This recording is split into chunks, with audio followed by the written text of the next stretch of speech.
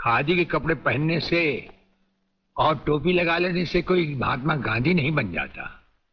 और सुनिए, हमें नेताओं की भाषा ना तो पहले समझ आई थी और ना कभी आएगी। भाषा छोड़ो ब्रिगेडियर, मैं जो आपसे कहना। आपने जो कुछ भी कहना है कल कह लीजिएगा, आपकी अपॉइंटमेंट नोट करवा दी गई है। और एक बात ये भी याद रखिए कि हमसे बगैर अपॉइंटमेंट के कोई नहीं मिल सकता। और जहां तक हमारा ताल्लुक है, हम किसी से भी किसी वक्त भी कहीं भी मिल सकते हैं, हमारा जब दिल चाहे। शायद आपने वो लेटर नहीं पढ़ा जो सेंट्रल गवर्नमेंट ने आपको भेजा है। उसमें खासुल खास ऑर्डर है कि हमारे किसी भी काम में कोई भी दखल अंदाजी नहीं कर सकता। नमस्कार। नमस्कार।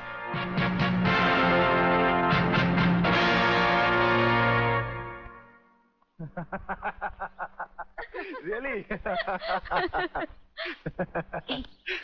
ओए, हाँ, गुड मॉर्निंग अंकल। अरे अंग्रेजी को मारो गोली और हिंदी में बात समझो। हिंदी में तुम ये बताओ, तुम्हारे पिता कहाँ हैं? पिताजी, अंकल तो ऊपर बैठे हुए हैं, आप ही का इंतजार कर रहे हैं। राधा, तुम्हारे पिताजी बड़े उखड़े हुए लगते हैं। लगता है there is something wrong in the ministry। अरे रॉन्ग हो या राइट, यही समझना होता तो मैं भी तुम्हारी तरह खादी के कपड़े पहन लेता। अरे सरकारी लेटर से मुझे क्या लेना देना। देखो, तुम अभी से इतने ढीले पड़ जाओगे तो पूरी सरकार को भारतवर्ष से कैसे खत्म करोगे। वो सिर्फ एक मिलिट्री ऑफिसर है और हमें पूरी मिलिट्री फोर्स के साथ लड़ना है। भूल जाओ सारी बातें और फाड़ दो वो लेटर। देखो, उसका ट्रांसफर ना हो तो ना सही, उसकी बातें हमें पता न चले तो न सही, लेकिन उसकी मौत का बंदोबस्त तो मैं कर सकता हूं। प्रलयनाथ, वो मर गया तो ये नेता भी कुर्सी समेत जल गया, समझो। वो मरेगा भी और तुम कुर्सी के साथ जियोगे भी। अब किसकी बारी है जनरल साहब? ब्रिगेडियर सूर्यदेव सिंह की। मारे जाने वाले पुलिस के उन शहीदों की याद में ये ज्योत बनाई गई है जिन्होंने कानून की रक्षा करते हुए अपने प्राणों की आहुति दी। आज के इस समारोह के मुख्य अतिथि माननीय मंत्री श्री जीवनलाल टंडेल हैं।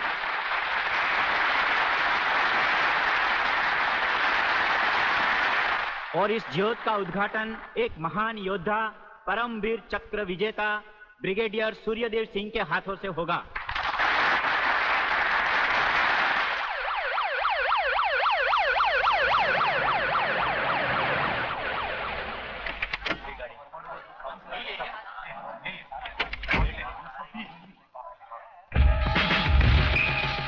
Welcome, welcome. प्लीज।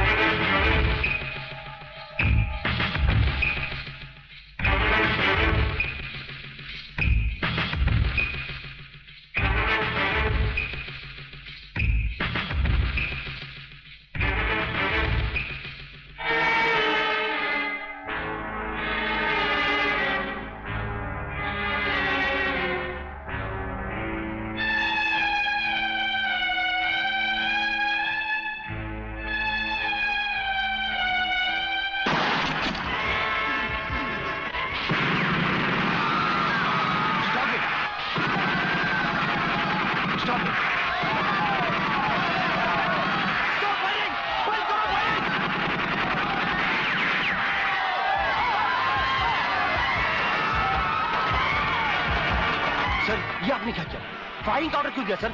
आपकी एक गलती से कितनी जाने गई, इसका जवाब कौन देगा ब्रिगेडियर साहब? मिस्टर तिवारी, इसका जवाब अब ब्रिगेडियर को ही देना होगा, और वो भी अदालत में।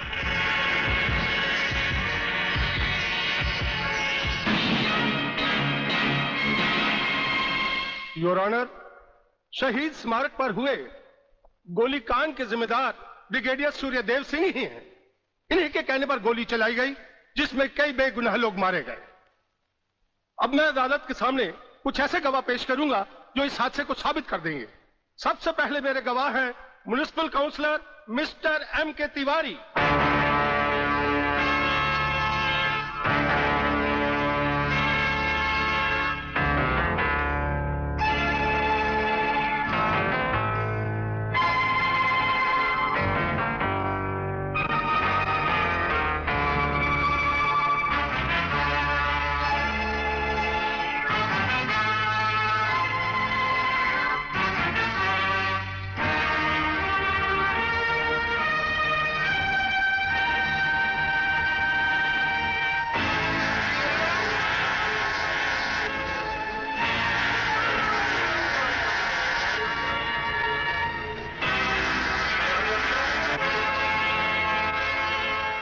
योर ऑनर, अब हमारा आखिरी एक ऐसा चश्मदीद गवाह है जिसकी सच्चाई पर कोई शक नहीं कर सकता, और वो है इंस्पेक्टर शिवाजीराव वागले।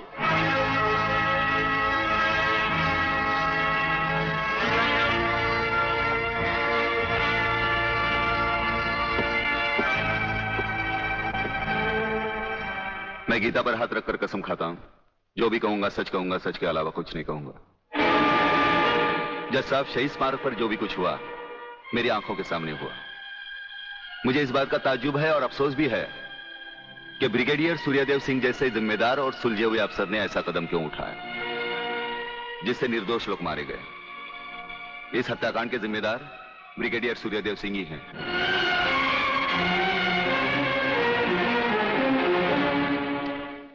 ब्रिगेडियर सूर्यदेव सिंह, अदालत ने आपके खिलाफ सारे बयान सुने। आप अपनी सफाई में कुछ कहना चाहेंगे या आपका कोई वकील है? हम अपनी डिफेंस खुद करेंगे, सिर्फ आपकी इजाजत चाहिए। इजाजत है? आप गीता पर हाथ रखकर कसम खाइए, जो भी कहेंगे, सच के सिवा कुछ नहीं कहेंगे। जज साहब, क्या अदालत को यकीन है कि गीता और कुरान या बाइबल जैसे पवित्र ग्रंथों पर हाथ रखकर जो गवाहियां दी जाती हैं वो सच होती हैं? अगर इन कस्मों के बावजूद भी गवाह सच नहीं बोलता तो फिर अदालत में इन पवित्र ग्रंथों का अपमान किस लिए जज साहब?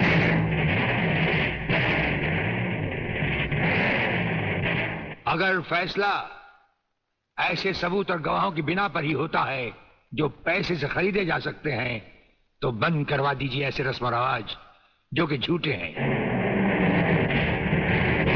ये मुकद्दस ग्रंथ हमारे धर्म और ईमान का ताज है, हमारी जिंदगी की बुनियाद है। हम ये कसम खाएं भी तो कैसे खाएं? यह अदालत आपकी दलीलों की कदर करती है ब्रिगेडियर साहब, लेकिन यह अदालत की बरसों पुरानी रस्म है जो मैं नहीं बदल सकता। तो फिर हम भी अपने जमीर के खिलाफ नहीं जा सकते, चाहे वो अदालत हो या जंग का मैदान। आप अपना फैसला सुनाकर अदालत की रस्म को पूरा कीजिए। तमाम सबूत और गवाहों के बयानात को मद्देनजर रखते हुए यह अदालत इस नतीजे पर पहुंची है कि शहीद स्मारक पर बेगुनाहों पर पुलिस ने गोली ब्रिगेडियर सूर्यदेव सिंह के कहने पर चलाई। इसलिए यह अदालत ब्रिगेडियर सूर्यदेव सिंह को 1 साल कैद की सजा सुनाती है।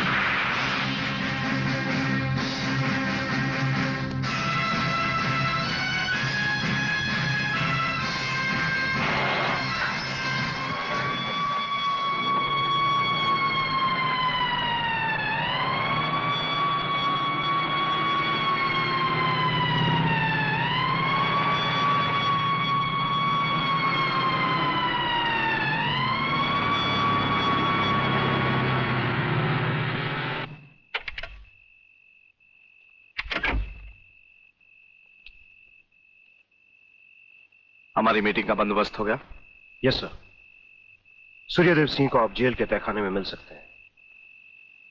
गवर्नमेंट डिसिप्लिनरी एक्शन का मामला है, इसलिए हमारे साथ हमारे सेक्रेटरी के अलावा और कोई नहीं जाएगा। Right sir. This way please.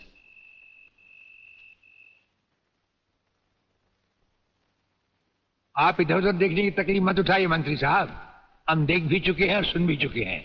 यहाँ दीवारें तो हैं लेकिन इनके कान नहीं।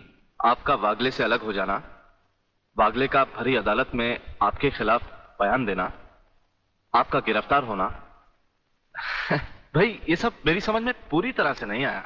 इसलिए तो आपको हमने याद किया है। और जब कभी जरूरी समझा जाता है तो इंस्पेक्टर वागले इसी तरह भेस बदल कर हमसे मिलने यहाँ आते रहते हैं।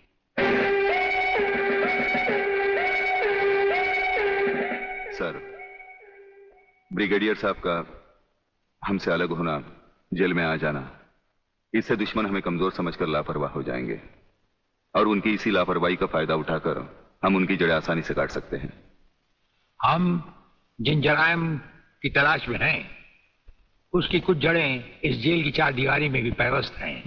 उन्हें ढूंढकर निकाल कर हमें खोदना होगा। और मंत्री साहब, आपसे खास बात ये कहना थी कि हमारी गैर हाजिरी में इंस्पेक्टर वागले आपसे हॉटलाइन पर बातचीत किया करेंगे। ये जब कभी भी आपसे कहें, आप हमारे लिए रिहाई के ऑर्डर भिजवा दीजिएगा। ठीक है, आप जब चाहेंगे आपकी रिहाई के ऑर्डर्स भिजवा दिए जाएंगे। नमस्कार। Cheers!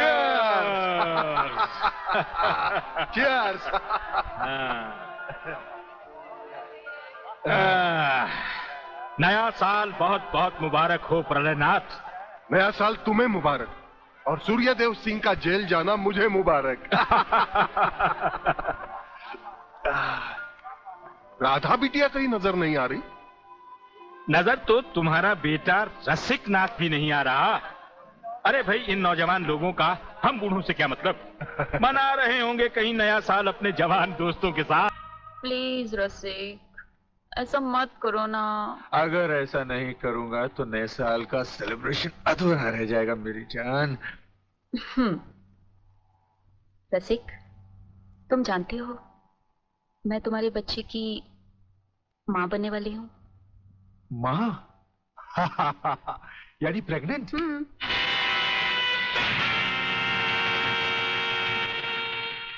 अनीता, तुम? हाँ, मैं। कह दो इसे भी, प्रेगनेंसी में परेशानी क्या है, करवा लो अबॉर्शन। शादी बाद में कर लेंगे, अभी तो हम बच्चे हैं। क्यों, यही कहा था ना तुमने मुझसे, और न जाने किस किस से कहा होगा। अनीता, अनीता, कब तक तुम मुझे यूं ही ब्लैकमेल करती रहोगी? राधा, राधा ये सब तुमसे झूठ बोल रही है, ये मुझे बदनाम करना चाहती है। इसकी बातों में मत आना तुम। मैं भी तुम्हारी तरह इसकी भोली भाली बातों में आकर इसके बच्चे की माँ बनने वाली हूँ। मेरे बच्चे की माँ? अरे ना जाने किस किस का पाप अपने पेट में पालकर तू मुझे उसका पाप बना रही है। रसिकनाथ, जिसका पाप मेरे पेट में है उसी पापी का अंत करने आई हूँ।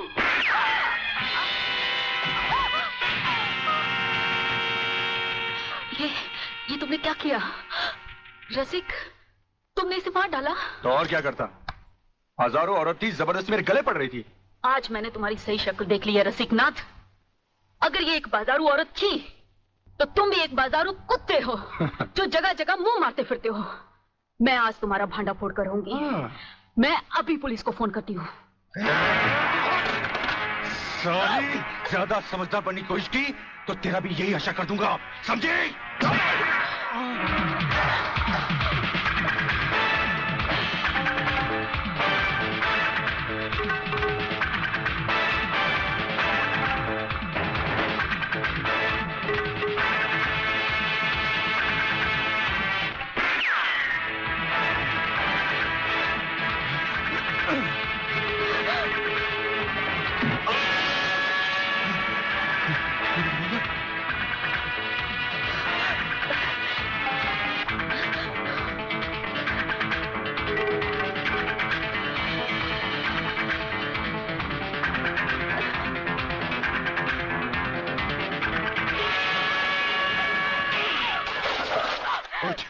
पुलिस को बताएगी,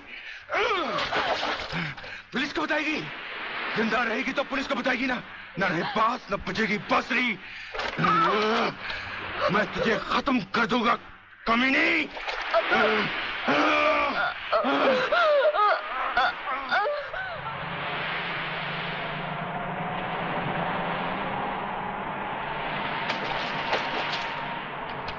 तो पीने का मजा ही नहीं आता। अरे क्या हुआ? अबे सामने देख, लड़की की लाश। अरे नहीं यार, ये भी कोई हमारी तरह नशे और मस्ती में चूर लगती है। चलो उसे और पिलाते हैं, अपना भी नया साल सुधर जाए। अबे नया साल सुधारने के बच्चे अगर लफड़े में फंस गए ना तो जिंदगी बिगड़ जाएगी। हमें क्या मालूम वो जिंदा है या मुर्दा? क्यों संजू? कुछ भी हुआ लोग, मगर इंसानियत के नाते उसे देखना हमारा फर्ज है। चलो चलो देखते हैं।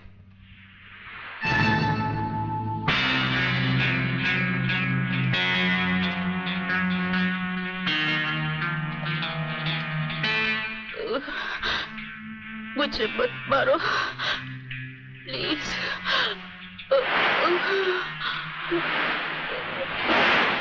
भगवान प्लीज मुझे मत मारो।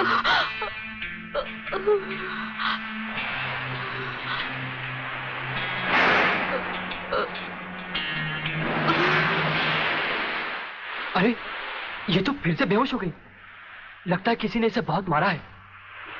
चलो इसे अस्पताल ले चलते हैं।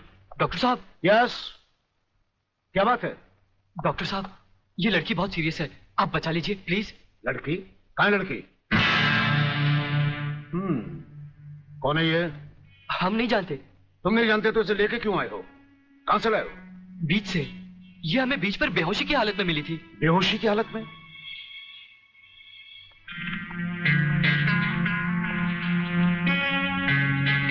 इसकी हालत तुम लोगों ने इसके साथ 31st नाइट बना के तो नहीं की है ना? हम लोगों ने? ये क्या कह रहे हैं डॉक्टर साहब? नहीं नहीं, हम लोगों ने ऐसा कुछ नहीं किया। देखा तुम लोगों ने? मैं तुम लोगों को पहले ही कह रहा था। मगर नहीं यार, चुप रह तू, डरता क्यों है? डॉक्टर साहब ये वक्त इधर उधर की बातों का नहीं है। हम पर भरोसा कीजिए और जल्दी से इलाज कीजिए। बातों से समझदार मालूम होते और मुंह से शराब की बदबू भी आ रही है। लेकिन भाई मेरे ये मामला तो पुलिस का है। पुलिस? हाँ। मगर पुलिस क्यों डॉक्टर साहब? क्योंकि इस तरह के केसेस पुलिस में दर्ज करवाए जाते हैं। मैं इंस्पेक्टर को अभी बुलाता हूँ। इंस्पेक्टर नीचे बैठा है। डॉक्टर साहब। संजय आप लोग बैठिए। इंस्पेक्टर कहाँ गए वो लोग? साहब हम लोगों को मार के वो दोनों भाग गए। क्या बात है डॉक्टर साहब, आप इतने परेशान क्यों हैं? इंस्पेक्टर साहब पता नहीं वो 3 लड़के इस लड़की को बेहोशी की हालत में यहाँ लाए। मैं आपको बुलाने गया, इतने में वो भाग गए। भाग गए?